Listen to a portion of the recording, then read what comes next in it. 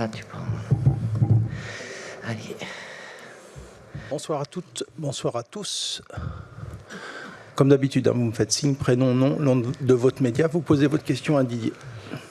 Bonsoir Didier, en face Baptiste Oui. Després, Le Figaro. On attendait une réaction d'orgueil de la part de tes joueurs. Qu'est-ce que cette victoire dit justement de ton groupe et de ce qui l'anime ce soir et même depuis plusieurs semaines?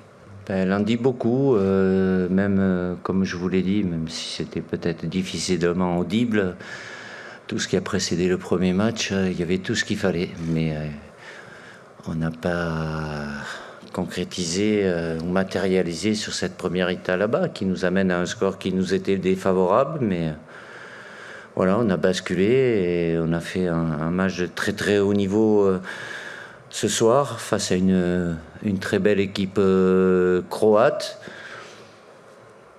La logique aurait voulu qu'on n'aille pas jusqu'à la séance de pénalty, mais bon, elle nous a souri encore une fois. Donc voilà, avec beaucoup de qualité devant 80 000 personnes. C'était important de les embarquer avec nous et d'avoir eu ce soutien aussi. Donc on a fait une très grosse performance avec une équipe jeune qui a moins d'expérience, mais ça va être un match important pour eux dans la progression qu'ils sont censés avoir dans les semaines, les mois à venir.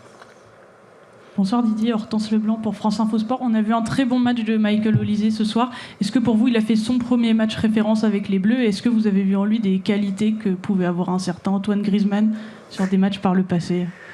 Antoine, avec tout ce qu'il a fait, on ne peut pas comparer les joueurs, mais Michael a énormément de qualités.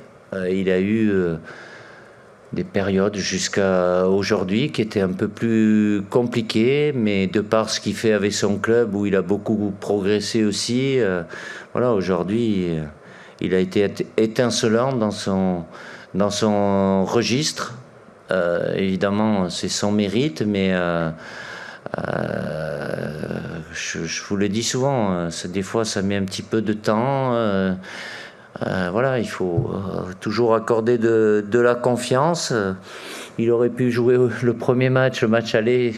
Je ne sais pas si ça se serait passé aussi bien et peut-être pas jouer le retour. Là, il a mis beaucoup de liens avec les trois autres joueurs offensifs. Bon, sur ce match-là, je ne peux pas enlever personne qui a contribué à l'excellente performance de l'équipe de France. Mais lui, de par ce qu'il a fait, au-delà de son coup franc direct, voilà, après sa touche technique, je suis content pour lui. Et évidemment, ça laisse présager d'autres rendez-vous où, après un match comme ça, évidemment, il va gagner en confiance. Il était peut-être un peu plus timide, un peu plus sous la réserve, mais là de s'être lâché aussi parce qu'il a pris confiance à travers ce qu'il fait aussi dans son club, le Bayern de Munich. Bonsoir Didier, Philippe Sansfourche pour RTL. Un autre homme fort de ce match, c'est Mike Maignan qui rentre dans l'histoire des Bleus puisque c'est le premier gardien à remporter 2 matchs, 2 séances de tir au but dans l'histoire des Bleus. Ouais. Est-ce que nous aussi, depuis qu'on les travaille, on les gagne. Au-delà de, on voit bien que techniquement c'est un garçon, voilà, ça a toujours été dans sa palette, une de ses spécialités. Qu'est-ce qui diffuse quand vous arrivez sur cette séance de tir au but? Vous dites pas c'est gagné d'avance, mais est-ce qu'il diffuse quelque chose qui donne une confiance globale à l'ensemble de l'équipe? Les joueurs de l'équipe de France savent très bien que Mike est très performant, mais il a cette capacité c'est par rapport au duel qu'il a avec les tireurs adverses. C'est un rapport de force et Mike a cette qualité-là, donc tant mieux. Mais c'est un geste technique. Après, l'influence du gardien, mais bien sûr qu'en face, ils savent très bien que quand il y a Mike dans le but, voilà, c'est un gardien de but qui est performant sur cette séance. Donc évidemment, à travers cette séance, on lui doit la qualification, même si les tireurs de notre côté ont plutôt bien tiré, un peu mieux que ceux des Croates. Après, bon, ça se joue un peu à fin de match, mais ça aurait été rageant de rater la qualification sur cette séance parce qu'on a eu les occasions avant de pouvoir prendre un écart plus important et se qualifier avant cette séance de tir au but. Bonsoir Didier, juste ici. Ah, pardon. Elias Peters, 90 000. Bravo pour cette qualification, premièrement, face à la Croatie. Maintenant, si on se projette un peu, l'équipe de France va affronter l'Espagne en demi-finale de la Ligue des Nations. Que pensez-vous de cette affiche? Et y a-t-il une revanche à prendre par rapport à la demi-finale de l'Euro 2024? Merci. Oui, quand vous êtes au Final Four, il y a toujours les meilleures équipes. L'Espagne, je crois, s'est qualifiée aussi après une séance de tir au but. Revanche, il n'y a pas dans le football de revanche, malheureusement. On ne peut pas la rejouer, la demi-finale. Donc ça sera une demi-finale de Nation League. On va tout faire en sachant qu'on va rencontrer l'une des meilleures, si ce n'est la meilleure équipe d'Europe et du monde, probablement aujourd'hui.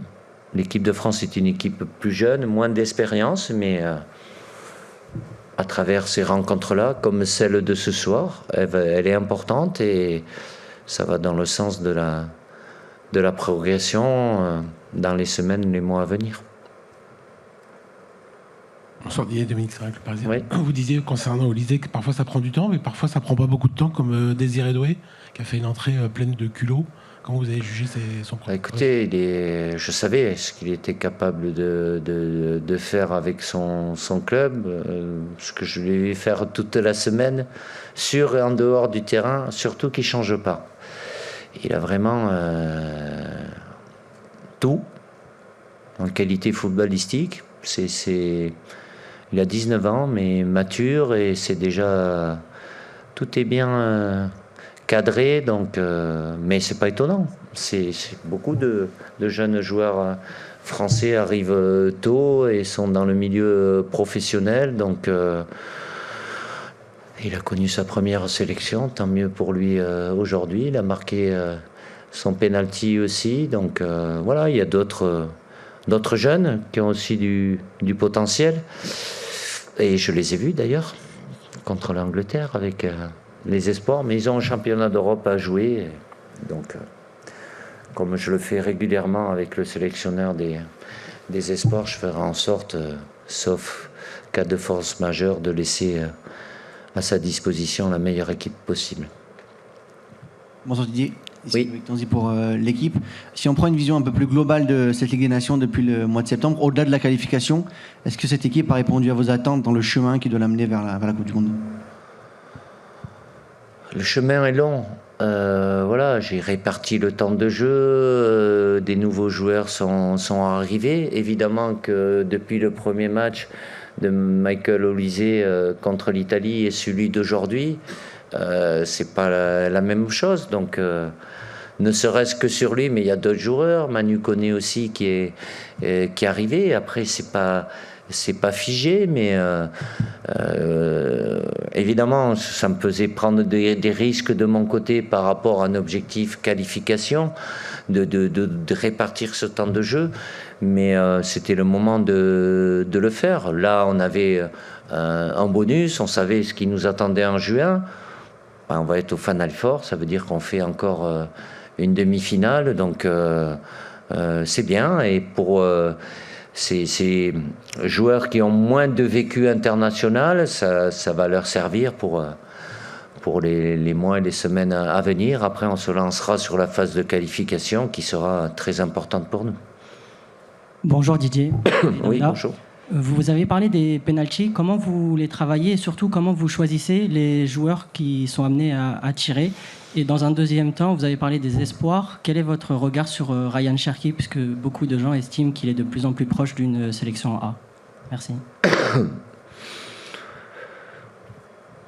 On ne travaille pas régulièrement, les séances de pénalty, mais on en fait tirer aux joueurs, bien évidemment. Après, c'est par rapport à la connaissance des joueurs aussi, et il y en a qui peuvent se sentir, moins se sentir, tout dépend si j'en jouais 90 minutes ou 120 minutes, 120 minutes, ou s'ils sont rentrés aussi, voilà, il y a un partage aussi, c'est pas dire tu tires, si un joueur qui se sent pas, ça sert à rien de le faire tirer, c'est un geste technique, voilà, c'est un rapport de force avec le gardien, mais c'est surtout un geste technique, mais qui est pas le même quand on le réalise à l'entraînement et quand on le réalise devant 80 000 personnes après 120 minutes de jeu. Ceux qui ont commencé le match, ceux qui sont rentrés, ils sont censés être un peu plus frais. La deuxième question, sur Ryan Cherki, oui, il fait partie, comme il y en a d'autres, et Ekitike qui fait de très très bonnes choses. À Cliouche, je ne vais pas tous les citer, Millau, tant mieux pour Gérard Batic, qui les a à disposition. Je le répète, ce que je viens de dire, ils sont dans le dernier rassemblement, ils ont un championnat d'Europe. Ça ne concernait pas Désiré Doué, puisque lui, il ne pourra pas y participer parce que le PSG fait la Coupe du Monde des clubs. J'ai toujours fait en sorte que quand il y a une compétition, sauf bien évidemment que l'équipe de France A est prioritaire, mais je fais en sorte de laisser la meilleure équipe, que Ryan, comme d'autres, ait le potentiel pour venir en équipe de France A. Oui, bien évidemment. Mais il y a du monde à lui de confirmer. Il fait de très belles choses avec son club. Là aussi, il a été décisif sur ce match contre l'Angleterre. Bonsoir Didier. Oui. Rémi Farge, l'Est républicain. Quand vous tournez à la mi-temps à 0-0, malgré la grosse pression que vous mettez sur l'adversaire, c'est quoi? C'est de la frustration surtout. Et qu'est-ce qu'on dit à ces joueurs à ce moment-là, alors que vous n'avez pas réussi à faire la moitié du chemin, malgré de bonnes intentions? Oh, oui, de très bonnes intentions. Après, on n'a pas eu la réussite, parce qu'on n'a pas aussi toujours cadré. C'est juste insister.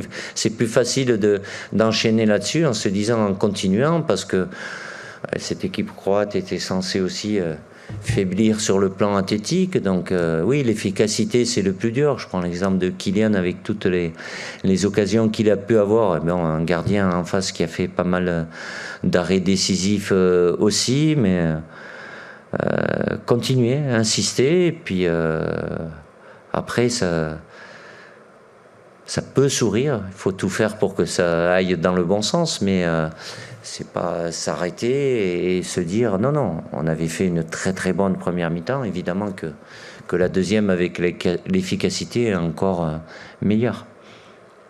Bonsoir Didier, oui. Pierre-Aki Mourni pour Ouest France. Vous avez parlé du manque d'efficacité de Kylian Mbappé. Ah non, oui, il n'a pas eu l'efficacité, mais il a eu beaucoup d'occasions.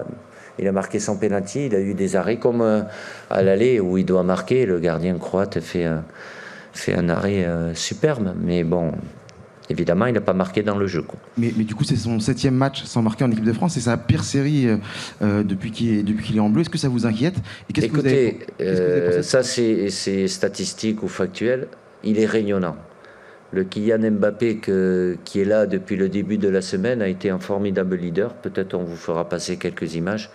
Vous aimez bien de ces prises de parole qui ont été très justes, que ce soit sur le terrain, en dehors. Et je répète, bon, après on peut ne pas être d'accord.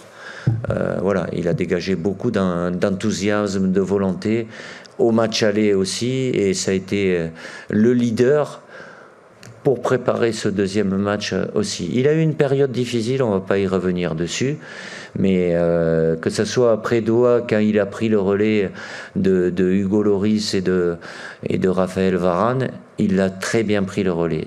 Il est différent, forcément, et je fais des choses différentes aussi avec lui, mais ça a été... c'est un grand joueur et ça a été un formidable capitaine et leader sur ce rassemblement. Mais écoutez, il me reste à vous souhaiter... Non, on va prendre une dernière question avec Richard Gott de la Voix du Nord. Je vais me faire tirer les oreilles par le sélectionneur, donc on se dépêche. 1h moins le quart. Hein. Bonsoir Didier. Ouais. En quoi le retour dès le coup d'envoi de Dayot ou Upamecano a été important, voire capital, pour redonner un peu de sérénité et d'élan aussi à cette équipe? Là aussi, si vous reprenez c'est factuel. Hein. Je crois que quand il est là, hein, l'équipe de France a plutôt des résultats très positifs.